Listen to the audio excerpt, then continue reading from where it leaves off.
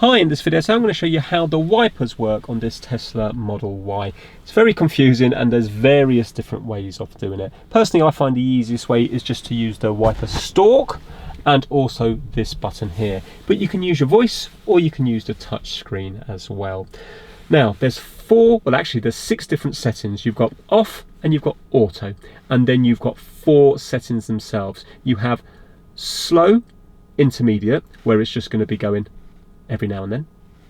Then you have fast intermediate, where it's still intermediate but it's going to be doing it more often. And then you have slow continuous, and then you have fast continuous as well. Now if you want to use the touchscreen, you can hit the car icon here and you can go to controls, which is already on, and you can see that we have them here. So if you want it on intermediate fast, that will be number 2. And then the wipers are going to be intermediate fast. If you want the fastest one, so that's continuous fast, and then we have the continuous slow, and we have intermediate slow as well.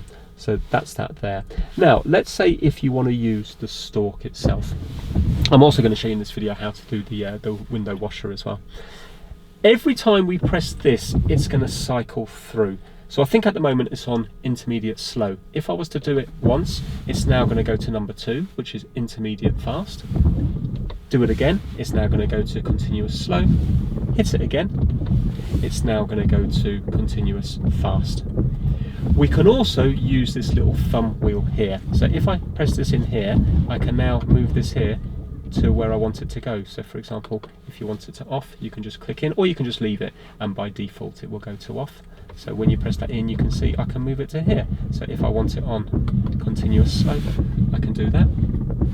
If I want it on intermediate slow, I can do that. Or you can just do this here and then just leave it, and it will just go off after a few seconds. You don't have to click in on that. So that's that. We can also use our voice. So if we were to press this button here on the right hand side,